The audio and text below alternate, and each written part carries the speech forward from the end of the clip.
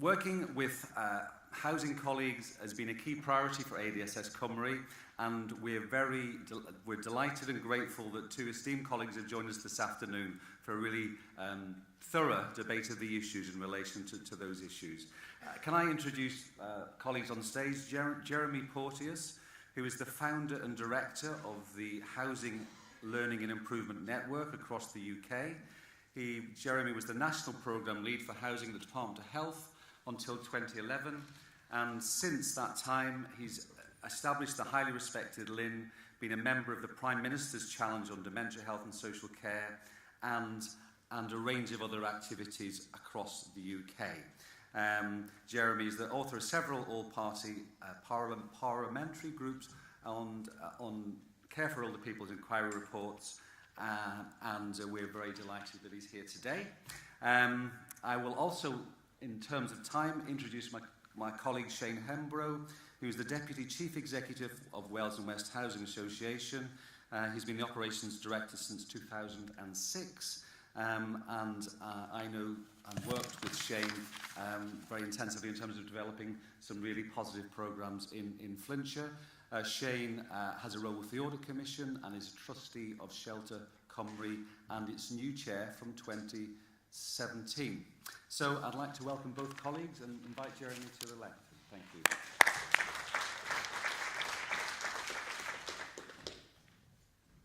Well, I must confess that when Phil was giving out those prizes, it felt like I was in an extra care scheme. So,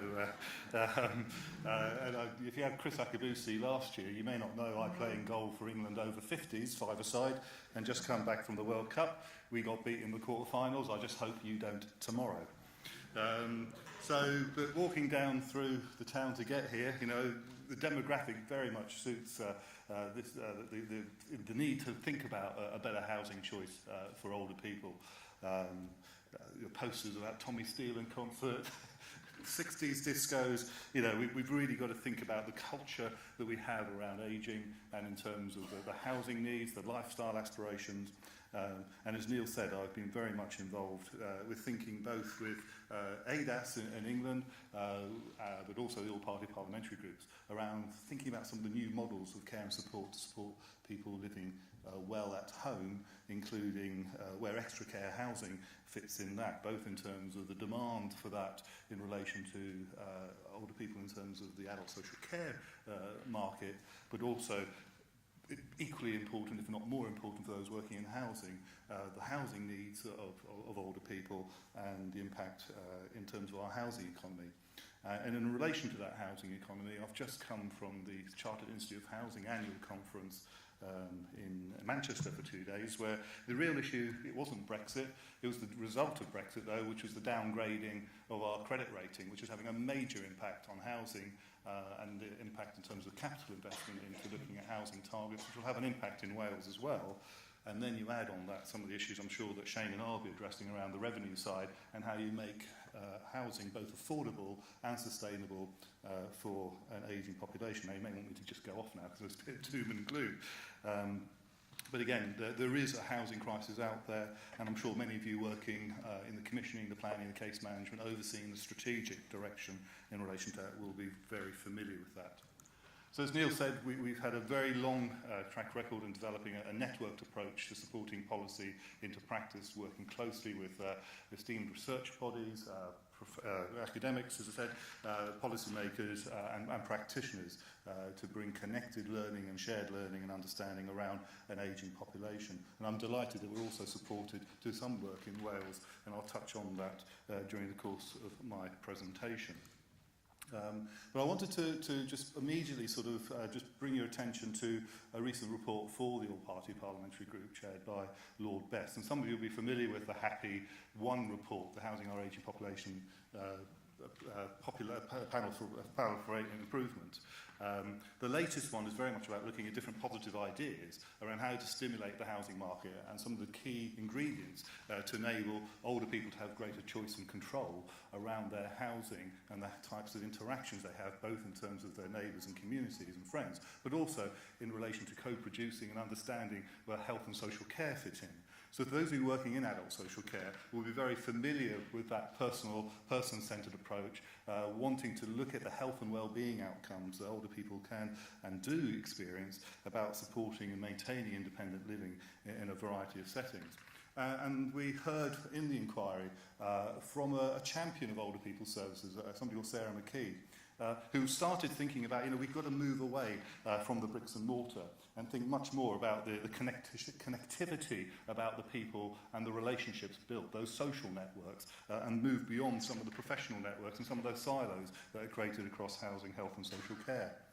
And for those of us working in housing, there are those same connectivities and that partnership approach which are really fundamental to making the housing business work, but also the broader economy and your localities work.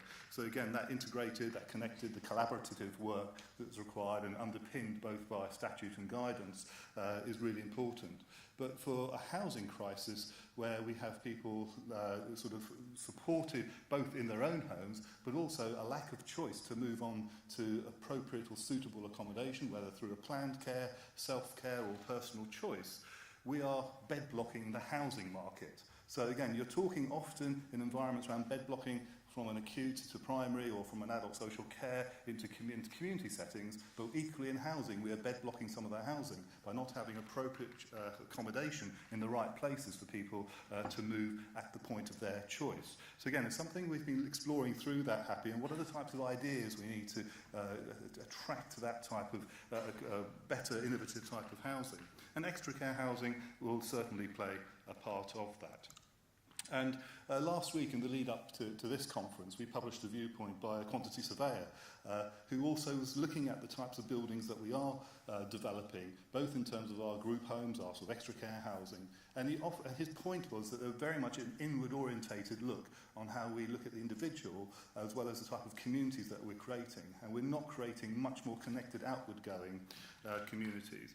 And thinking about the types of stereotypical issues here about, sort of the care home, and are we creating the new care homes and the new institutions of the future, or we're actually giving the control back to older people to make those, and baby boomers as well, so it's not just older people, about making sort of informed and positive choices in later life. And we need to really understand some of that psychology of ageing in terms of taking that forward. And again, we tried to explore a little bit of that, and also the recent Law Commission work around event fees and exit fees, which again is some of the financial abuse in some cases and safeguards that people like the Office of Fair Trading have had around the sort of the fees that are paid on sale and on death in many cases of some of the higher end private side of extra care and retirement housing. So again, we're trying to unlock some of that because those are real big issues both for people making a decision to move, but also next of kin, family and friends.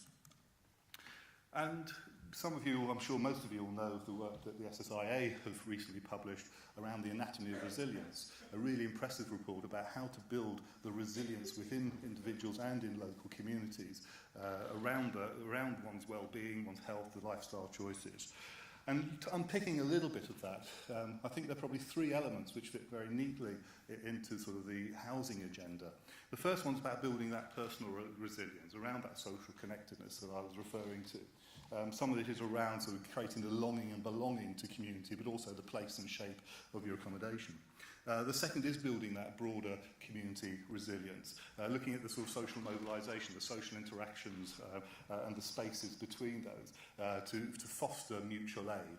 And again, just walking around the conference, there are organisations like Shared Lives, the Welsh Community Co-op organisation. It's that type of sort of approach we need to think more of within a housing setting, but also some of the values that can go into our mainstream housing as well.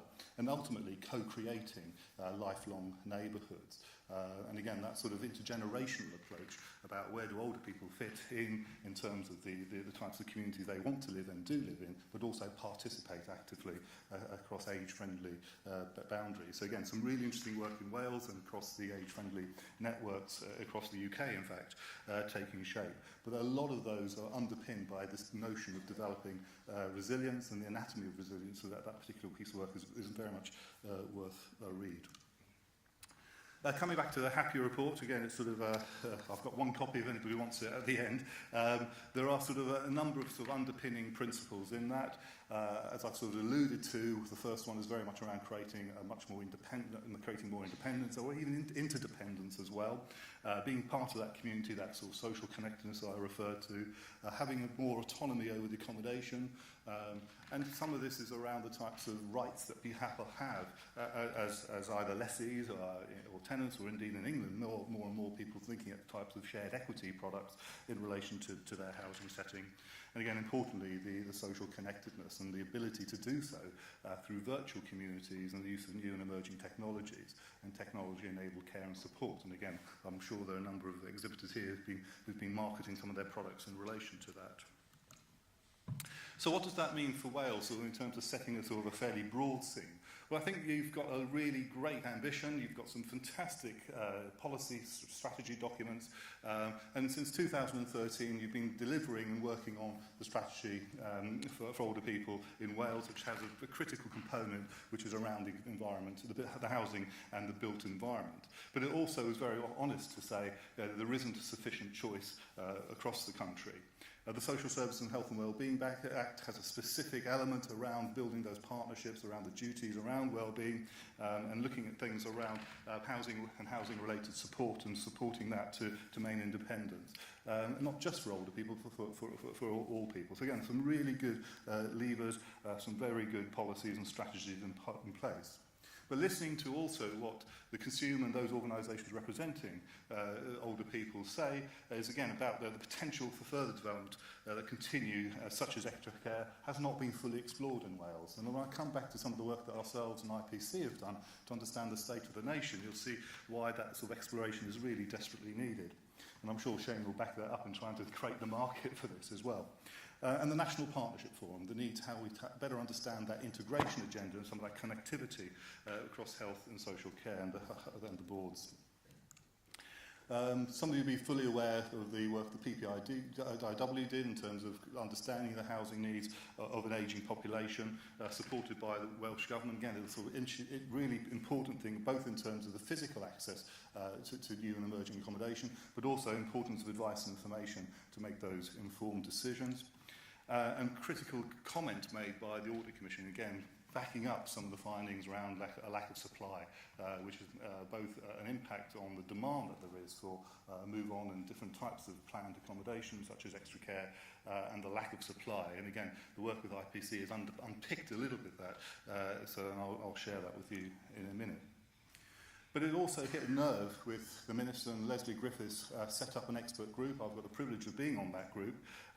And we're hoping that by the end of this year we'll report on, in effect, an equivalent of Homes Lifetime Neighbourhoods, if you're familiar with the DCLG document, for Wales, which will set out an ambitious sort of strategy around housing for older people and hopefully set out 3 or 4 really clear targets and also sort of actions that can take place. And I suspect things around planning, things around the viability of schemes, better needs assessment, and that co-production that I was talking about will emerge through. It will also be heavily informed, I'm sure, by work that Sheffield Hallam University are doing around better understanding the viability of schemes, the work of Extra Care Charitable Trust, for example, and they're currently just starting out on a project for the Welsh Government. But there's also some real critical opposition to what's been happening in Wales over the years. And some of you will be familiar with the work of Vanessa Burholt at Swansea University, saying actually Welsh authorities, many providers just don't get what extra care housing is. It's a replacement for residential care. It helps people move on with home care. She said there's a lack of understanding, a lack of awareness. We need more professional networks. We need better development and service improvement. Now, some of that criticism could be taken on the chin. Other stuff I think is very important that we better understand what that is, and I'm sure Shayne will sort of challenge us as well in relation to it. But we need to think about moving away very much from that institutional and deinstitutionalise some of the sort of more care home orientated and residential care sort of elements to think about the housing rights and housing choices available. So again, we need a better definition of what extra care housing is. So again, there's no doubt that there's significant dividends in terms of promoting the well-being, looking at cost avoidance, reducing demand on more higher cost services, but we also need to think about the balance of the low level and the value of a low level preventative approach as well. So, what's the current position? Well, We know there's an increasing ageing population in Wales, significant number of old people living alone, increasing number of people with long-term illnesses, with dementias and the like, and indeed the really important role of unpaid carers and family and friends. So again, it's a sort of fairly universal picture right across the UK in relation to that. But we also know across Wales that over 75% of older people actually live in their own homes and are owner occupiers. A significant amount of sheltered housing exists, about 26,000 units. In fact, that's decreasing year on year as we look at some of the, both the need to look at remodelling some of that to make it fit for purpose. We know that there's a limited supply of extra care housing for sale in Wales. About 98% of it is actually all affordable or social rented. Very small provider market from the private sector, and some of the population mapping suggests there's a real big demand for thinking about extra care as a breadth of choices, both to support adult social care but also get the housing market moving in a better way. So again, working with IPC and others, we've looked at what the care home market is, what the home care market is, and what that has in terms of an impact on the future provision of extra care in Wales. And this comes back to a report that we published back in December called the State of the Nation Report, Extra Care Housing in Wales.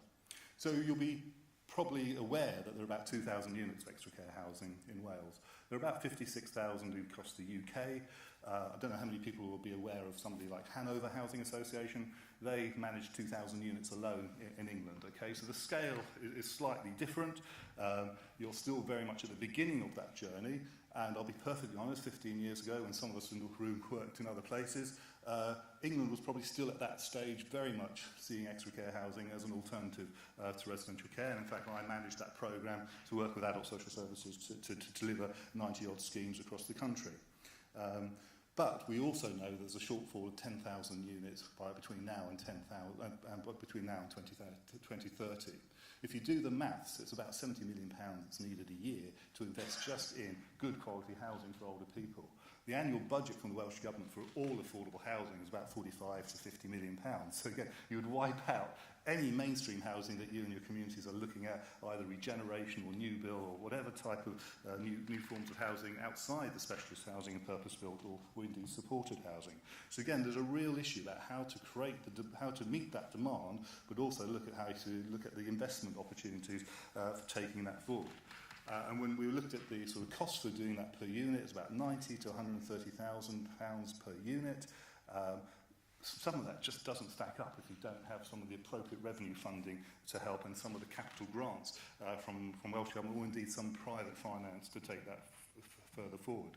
And I think there's only one housing association at the moment that's got affordable housing programme grant from the Welsh Government, and Shayne may tell me it's yours to take some of that forward from the last round of the grant programme. So again, we've got a real growth in the demand. We have a lack of finance. We have some real challenges around the type of housing we already have because of fuel poverty, low energy efficiency, risks of falls and trips. We don't have the finances to really build the 10,000 between now and 2030 at scale. We need new ambitions to work out how that's going to happen. Will it be looking at more and lobbying for influencing the way the grants have been available, and Wales has had dedicated funds for extra care in the past, or do we need to think of some sort of public-private or other types of investment models to support inward investment into the sector? The Welsh Government are very interesting in the co-production element as well. Read self-payers from the private sector. It's also about self-funders and looking at equity release models and other forms of cash injections from capital to look at cross-subsidies in relation to the affordable housing. And to a certain extent, that's happening to a larger extent in England at the moment. About 50% of all new developments now of retirement housing with some care are now done by the private sector. And all housing associations using no grants from the Housing Corporation or the HCA as it is now. So that poses a real big challenge on commissioners who are now no longer part of the grant-making process because the housing associations and developers are going straight to private finance and having relationships with your planners to develop the extra care schemes in those localities. So again, we need to think about the broader statutory responsibilities of local economies, the role of planning, as well as I said earlier, the Social Service and Wellbeing Act, because of the role and responsibility of market shaping and enabling some of those types of developments to innovate and grow. And some of them will be at risk, but also they provide an option for a long-term solution in terms of housing and ageing population, partly because of a lack of choice, but also the types of quality and the type of happy housing that's coming through. There is a significant interest in moving that. This slide basically highlights through our analytical tool that there is an oversupply of sheltered housing. There is a significant undersupply of extra care housing right across the UK. And you'll be also surprised to know there's an undersupply of good quality residential and nursing care. And again, there's a growing market for that, in particular around learning disabilities and other sort of complex needs. So again, this is a really interesting, evolving process. But again, we've developed a tool in partnership with Welsh Government and with Oxford Brookes to think about how to develop strategic housing options at a local level. And again, do come to us afterwards to have a conversation how we can take that forward in your locality. And in England, they are starting to take some of this forward, both in partnerships with the NHS, both in terms of primary care, but also the acute, to think around sort of unlocking some of the health dividend. A report by the National Housing Federation suggested that there's an estimated £1 billion health dividend through good quality estate management and using some of those sites. And also how to then look at unlocking some of the revenue streams to support delayed discharge, transfer of care, into supporting people in their own homes. And we're seeing some of that through intermediate care. And again, Wales has got the Intermediate Care Fund. Can that be better used to support people at home? As well as looking at raising the quality and making general needs housing and the new stuff that's being built more age-friendly and age-appropriate. But I wanted to also say you've got some fantastic things. And the thing about the Linn, I've got the privilege of learning about what you're doing really well. And the next 2 or 3 slides just show some examples that we've captured in case studies. So the work that Gwalia are doing, and now part of the Pobble Group, in Eastport Talbot, around working closely with the local health board around dementia care and supporting transfer of intermediate care into a close care community with occupational therapy rehab facilities. That, from the health point of view, again, is making significant savings around inpatient care and some of the treatment and recovery processes within a more acute setting. The work that Shayne and the team here are talking about will probably touch on in terms of their support of dementia and the extra care scheme that they developed in Mould and Flintshire around that. Again, a really good example that's cited in the State of the Nation report. Some fantastic work really trying to be driven through within Iron Bevan Health Board around thinking about one place, about supporting people with continuing healthcare needs to have much more accommodation-based support services. Especially for people with learning disability who often are out of county, out of borough placements, again, trying to find the accommodation more local and closer to home. And I love this little study from Catreffi Conwy about the passion for life. Again, the co-production, the co-creating, the co-communities of older people within the local communities as well to support what the ABCD is asset-based community development. So it's very much an age-inclusive approach to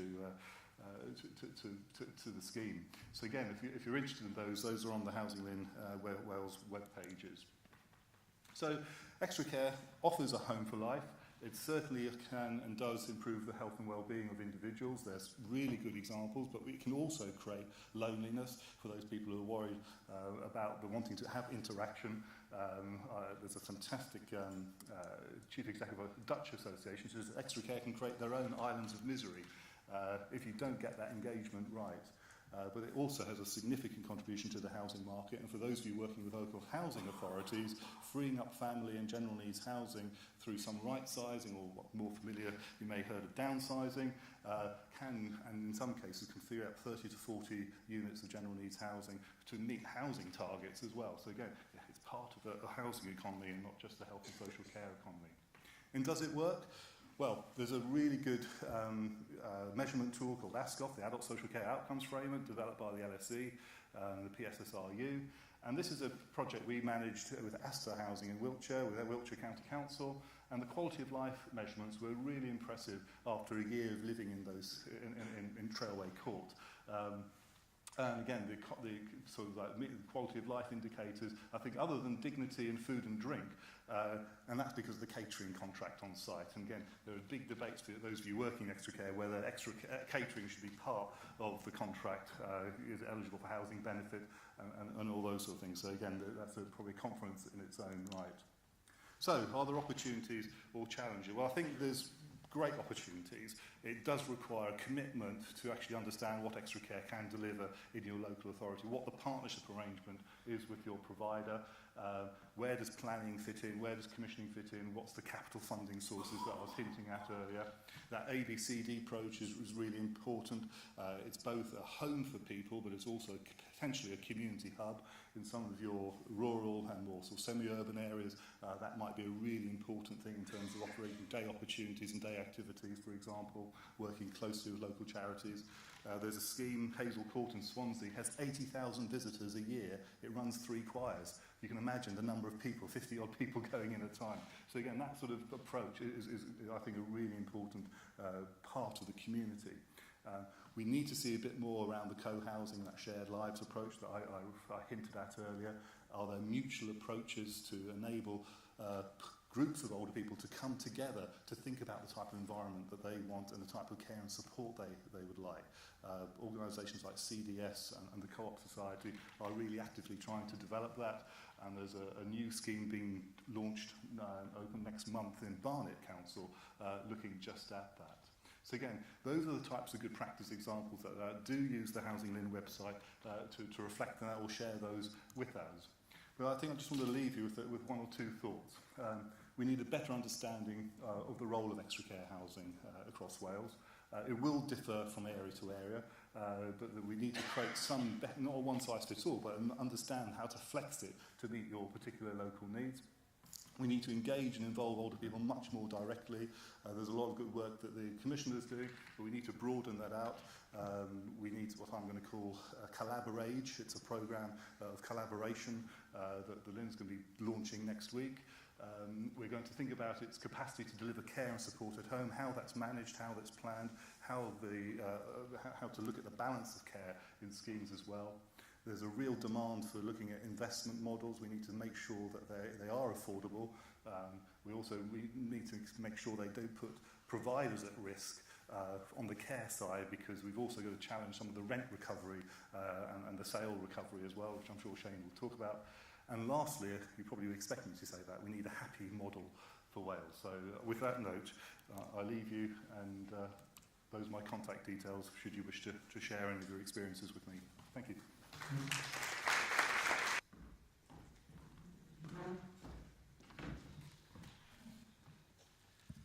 Good afternoon to you all.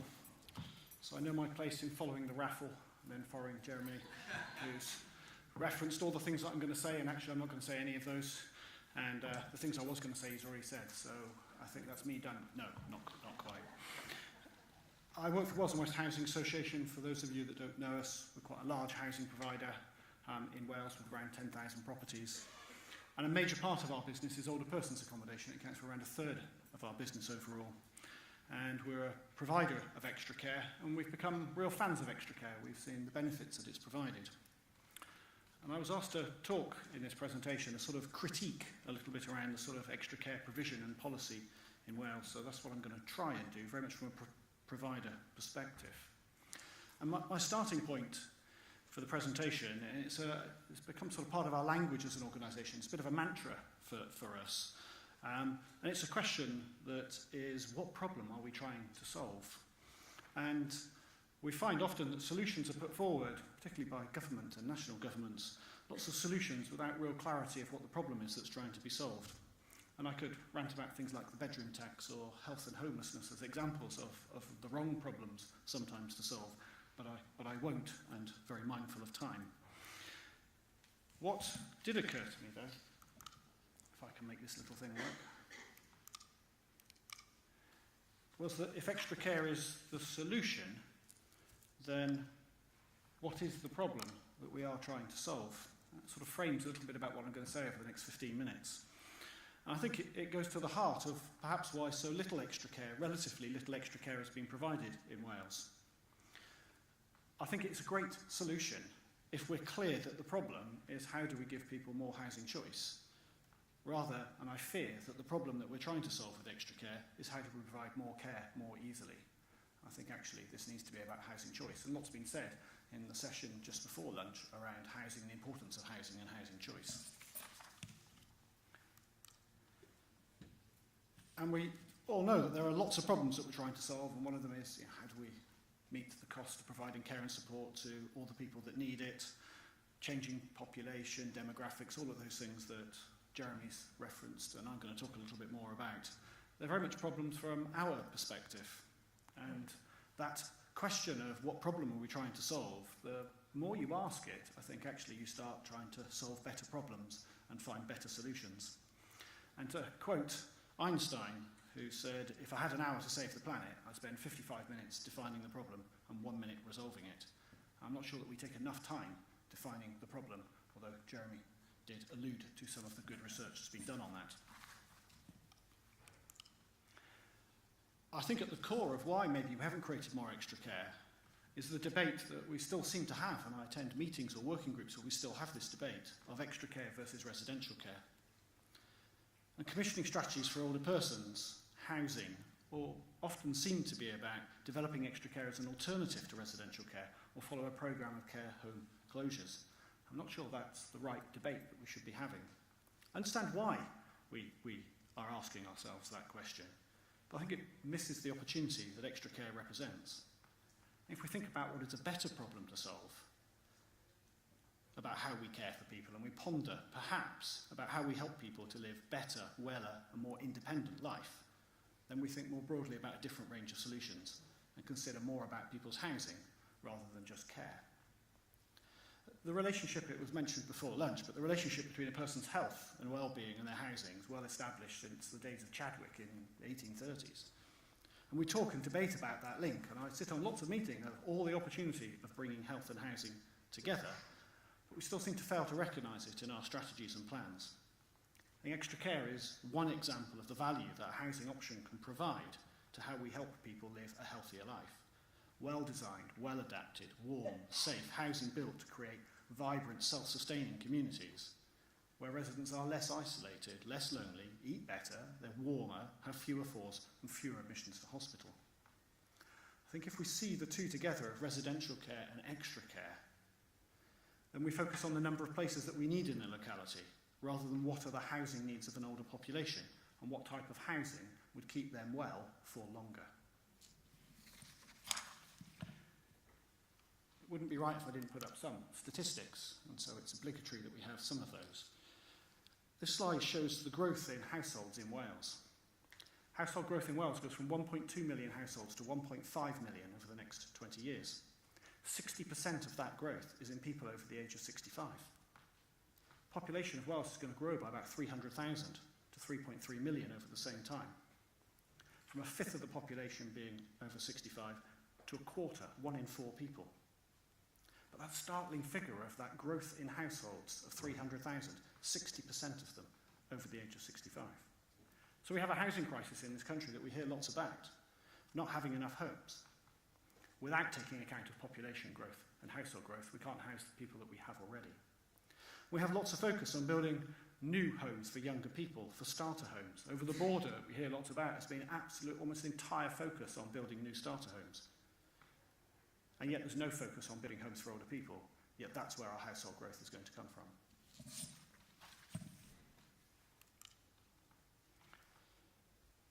There aren't too many good sources of the type of housing that's being built nationally. And from the limited information that you can gather, places like the Elderly Accommodation Council and a few others show a decline in the amount of housing that's been provided steadily over the last 20 years. In fact, last year, less than 10% of all new homes were built for people over the age of 65 that was actually considered, thought about and well designed for them. In Wales last year we built 6,700 homes, 2/3 was family housing. The social sector will have provided almost all of the smaller and older persons housing that was provided. Almost 3/4 of new private homes are all family 3-4-bed homes. It feels that we're not waking up to the important issue of providing better housing options for older people. And given that 2/3 of that household growth is going to be older people, and it feels that perhaps we should be engaging them now, if we're not too late already, of the type of housing they want, what features, what designs, what locations it should be. I suspect that's not the larger family housing that we're actually building. I wonder if we're actually making the situation worse by not responding to the demand in the housing market that we already see. I know there are some social housing providers here as well, but we already see within our social housing stock a mismatch of what people want and what people demand and the type of products that we actually have to offer.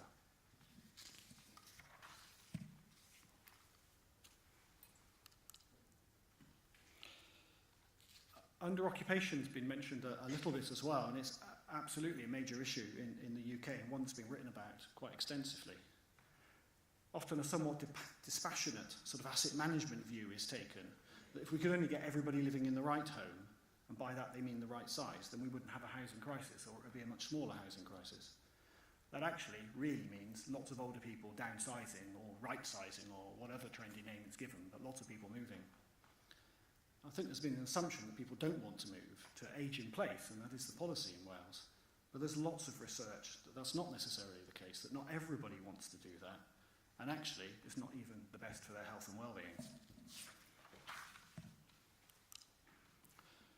A recent report by the International Longevity Centre on the reality of downsizing I thought was really good at highlighting the potential benefit to society and the number of people that are actually have an aspiration to move. It's significant. If you take account of the people that have already downsized, you're looking at roughly 1 in 2 older people would expect or want to downsize at some point. I've noted your card. We need to move to a point where we're creating housing that people would choose to live in, that's been designed with them in mind, and very much mindful of how we can help them stay well and independent, which after all is what we all want. Lack of choice prevents people from taking control over their own destiny and making good decisions about the timing of their move and where they want to move to.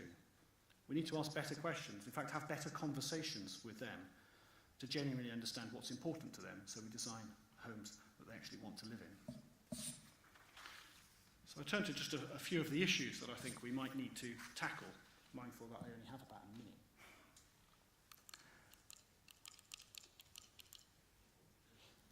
So that was quick.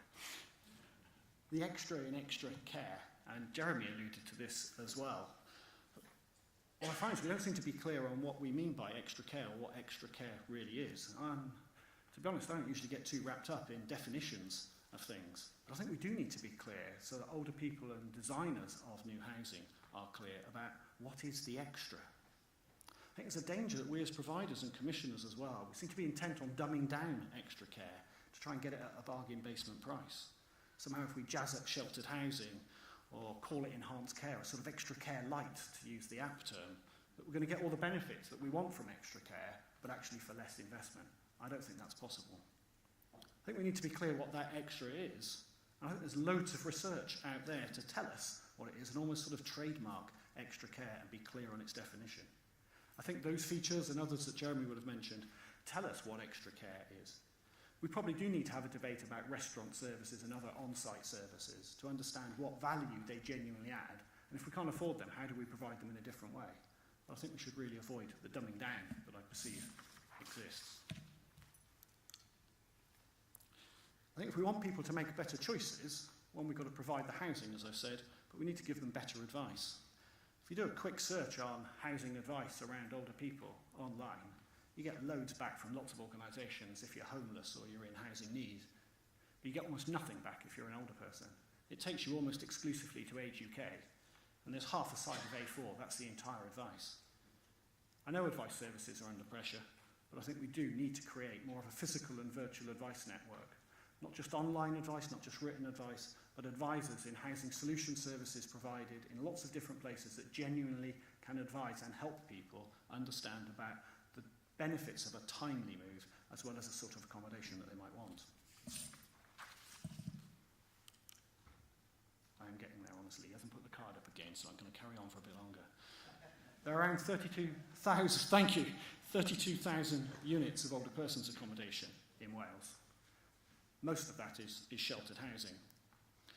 Most older people we've heard are owner-occupiers, over 3/4.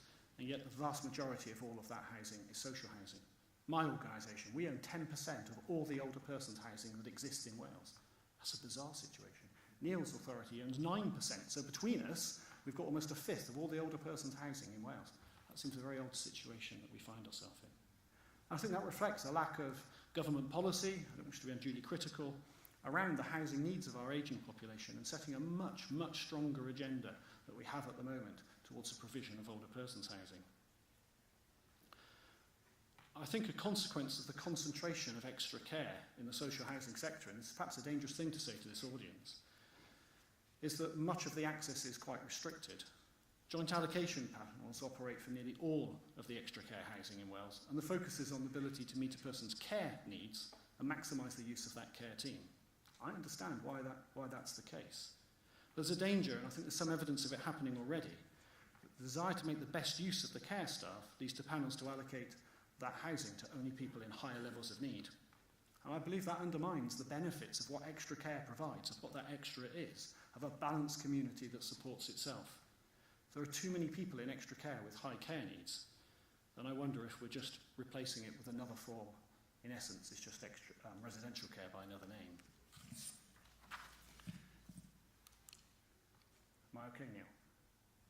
You're the chair. Fine, okay. Housing flow. Sorry. The housing market depends on a flow of people through our housing in our country. We need people to buy starter homes. We need first-time buyers. Lots of pressure on that for that very reason. People to move to the next home as they have a child, and then to the next home as they have a family. We need to be able to sell our home to the next person in line and to the next person up the chain. But if the people at the end of the chain don't move, our housing system clogs up. And we've got some of that happening already. Quite evidently we have. Our policies on first-time buyers, and it needs to shift to a sort of last-time buyers. Jeremy said that we're bed-blocking the housing system, and we're absolutely doing that. The images make me look incongruous with commissioning, but if you do a Google image again on retirement housing or any of those words, you get lots of pictures of older people by the sea. Wales has a fantastic coastline, doesn't it? So lots of people want to come here, understandably, and relocate here, particularly in this area. I believe another barrier to greater extra care provision lies in how the care is commissioned and paid for. I understand the fear of seeing more extra care provided and that local authorities will end up picking the cost of lots of in-migration as people move to the area. There's almost a perverse incentive, I think, or a danger of a perverse incentive, to limit the supply and leave people more often, from a care perspective, perhaps cheaper to leave them in their home. And I think that the cap on care costs in Wales to some extent contributes to that. I think a better all-round solution is mixed tenure extra care schemes. But in order for us to create those things, we're going to have to think differently about the size of units as well as how we commission care so that we're more willing to allow people to move into extra care schemes that at this moment don't need care, but over a period of time will do.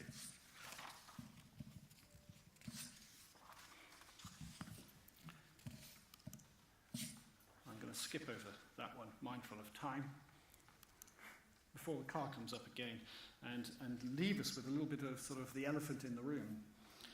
And for me at least, that is the change that was proposed in the budget to limit the amount of housing benefit a person can receive to the local housing allowance for the area.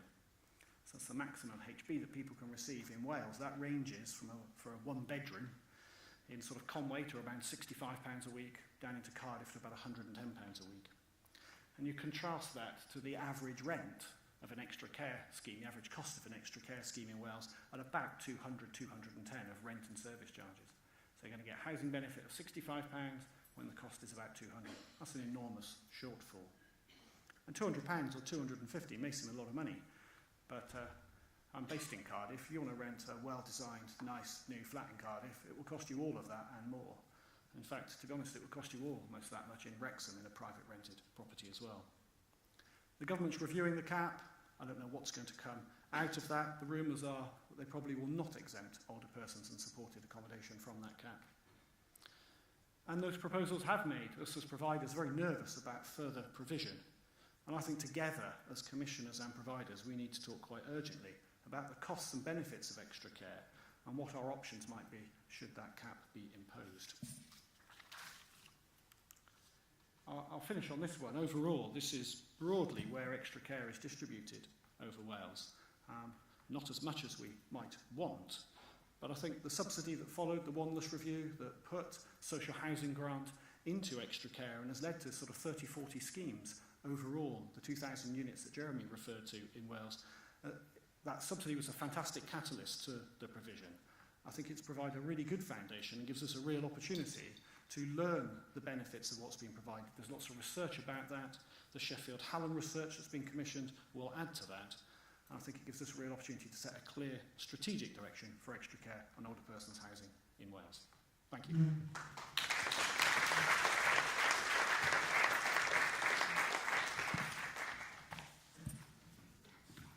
Thank you. It'd be really good if people had any quick questions. I'd like to thank Jeremy and Shayne. It's been fantastic, very condensed and information-rich, really, lecture on the issue, which I think has been fantastic. There's been a lot of insight in there. It just reminds me of how much resource is there for us as commissioners and developers to use in Wales. Obviously, from a social service perspective, I like both of you, I think, I'm an unconditional fan of extra care. I think it's fantastic. I completely agree we shouldn't downgrade it, and I think we need to do everything we can to develop it. I think some of the financial challenges that clearly we've heard are going to make that challenging. I think the observations about bed blocking and housing are quite clearly there, and obviously, Shayne's observations about the resource that's in our communities in terms of unused occupation, or perhaps the potential for using houses where they're under-occupied. And obviously there's real links to the co-production themes that we heard yesterday in terms of the extra care, in terms of building communities.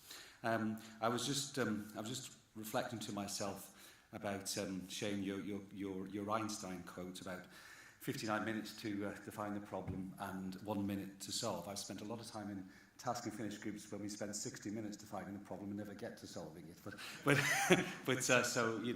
I'm not as smart as Einstein. Is there any questions for Shayne and Jeremy? Can I ask if around the housing benefit limits, I suppose all of us want to see some reasonableness in terms of the approach on that, but clearly from a sector point of view, we can't allow that to be a complete break on the development of extra care. So I just wonder, have you got any reflections on, how we work together to try and make sure that doesn't happen? I think from a policy perspective, my glass is slightly half full. To Shayne, we had a quick conversation about it. Partly because of the capital investment side. Government is seriously concerned it can't meet its housing crisis around extra care if it doesn't exempt it. And Department of Health have a large say in that. Whether Lord Foyd will listen to the Minister around that, but certainly in England, the Department of Health extra care programme is virtually stalled because of the lack of confidence of the revenue. So there is political pressure being put on. But as you know, other things are priorities at the moment. My personal feeling is that there will be a temporary solution for 3 or 4 years until 2020 in universal credit. And at that time, they'll also try and sort out attendance allowance as well. There's some biggies coming ahead. So you have a slightly different take. No, I think equally, all the way through this, have struggled to believe that they were genuinely not going to exempt extra care and a range of other supported housing because the alternative is so much more costly and it would be absolutely foolhardy. I remain naively optimistic, perhaps, that there will be a positive outcome to this. But if not, and that was part of my presentation of, well, let's sit down and think about those options, and I think that's bringing health more into that discussion about the broader benefits that extra care provides. And so how can we find the money in order to cover the costs, and perhaps how we look again at the range of services and how they're provided in extra care so that we can meet that sort of £200. And I genuinely believe that we can do that if we sit down and have the right conversations. Thank you for the question. question in the middle.